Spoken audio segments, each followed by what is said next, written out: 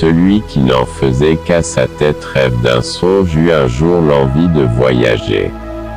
Et à ceux qui lui en demandèrent la raison, il répondit: je veux découvrir des choses qu'il ne m'est pas donné de voir chaque jour. Rêve d'un songe quitta donc les siens et partit.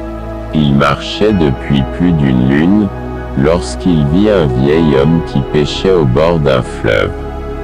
Et, lui cria le vieux, tu es rêve d'un songe, je te reconnais. J'ai bien connu ton père. Que puis-je faire pour toi? Me dire où mène ce chemin. À ta place, je n'irai pas plus loin. Mais si tu veux continuer, je te conseille de prendre garde. Dans cette forêt, tu verras un nouveau-né suspendu à une branche.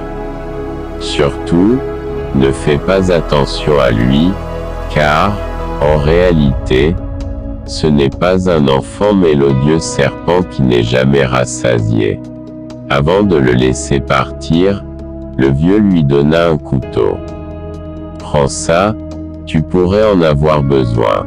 Rêve d'un songe poursuivit sa route. Bientôt, il entendit des gémissements. Un bébé était suspendu à un arbre. Il passa devant sans s'arrêter, mais après quelques pas, il s'apitoya. Qu'as-tu donc à pleurer ainsi? Cela fait plus de 10 neiges que je n'ai pas tété ma mère. Rêve d'un songe lui donna son doigt à sucer. Tiens, prends toujours cela, je n'ai rien d'autre à t'offrir. Le nouveau-né s'arrêta de pleurer et entreprit de sucer le doigt. Puis il aspira la main. Et bientôt tout le bras disparut dans sa bouche. Effrayé, Rêve d'un songe se souvint du couteau que lui avait donné le pêcheur. Il le planta dans le corps de l'enfant et celui-ci lâcha prise aussitôt. Mais quand Rêve d'un songe regarda son bras, il vit que le serpent qui n'est jamais rassasié avait avalé toute sa chair. Heureusement, se dit-il, que je ne lui ai offert qu'un seul de mes bras. Et il se remit en chemin. Plus loin, le jeune homme rencontra une vieille en train de s'épouiller devant sa hutte. « Eh, n'est-ce pas Rêve d'un songe que je vois là? J'ai bien connu ton père.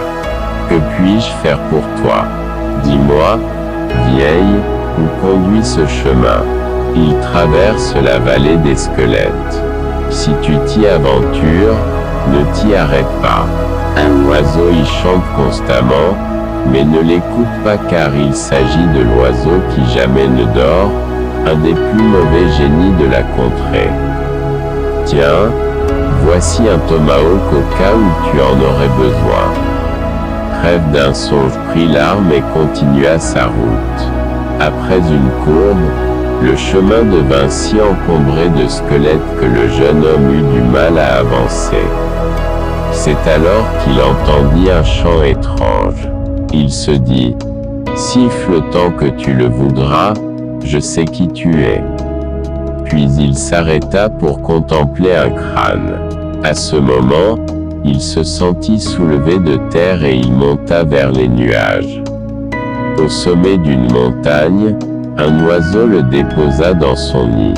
« J'ai vu que tu étais fatigué, » lui dit le volatile. « J'ai été te chercher afin que tu te reposes ici. » Douillettement installé sur un lit de plumes, Rêve d'un songe s'endormit.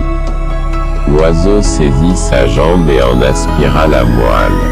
Rêve d'un songe se réveilla en sursaut et asséna un coup de tomahawk sur la tête de l'oiseau.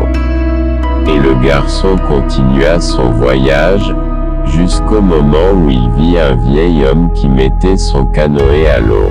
« Et, n'es-tu pas Rêve d'un songe? Ton père était mon ami et c'était un homme de bon sens. Que puis-je faire pour son fils?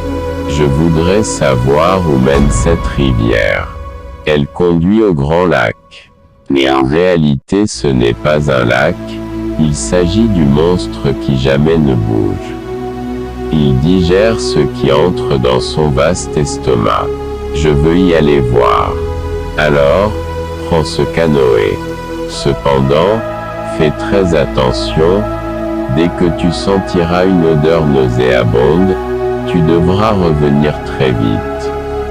Sinon, tu pourrais le regretter car le monstre te dévorerait.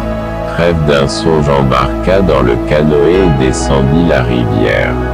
Il arriva devant une large étendue d'eau et une odeur fétide le prit à la gorge.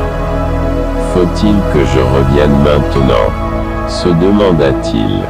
Mais bien installé au fond de son canoë, il décida de continuer. Crève d'un songe ne se rendait pas compte qu'il était déjà avalé par le monstre. L'obscurité se fit autour de lui et elle devint de plus en plus épaisse à mesure qu'il progressait. Le jeune homme fut alors pris de peur. Il pagaya de plus en plus vite. Enfin, il vit devant lui une faible lueur qui grandit à mesure qu'il avançait. Puis ce fut une vive clarté. Crève d'un songe venait de sortir du monstre.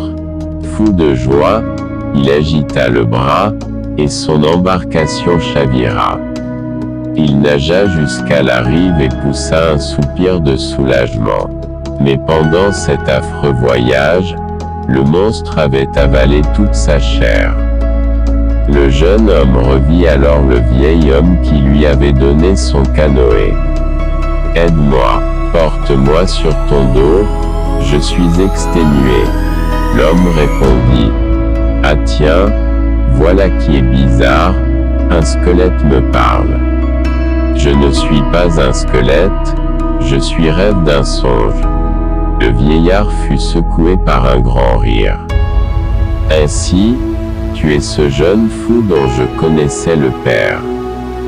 Tu n'as nul besoin d'aide puisque tu n'en fais toujours qu'à ta tête. » Et l'homme entreprit de couper un arbre sans plus s'occuper du jeune homme. Alors, Rêve d'un songe retourna à pied dans son village. Ses amis rirent bien en le voyant. Une grue leur avait raconté toute l'histoire. Non seulement Rêve d'un songe avait perdu son couteau, son tomahawk et son canoë dans l'aventure, mais le dernier mauvais génie l'avait sucé jusqu'à l'os. Et c'est ainsi qu'il vécut, à l'état de squelette, au milieu des siens.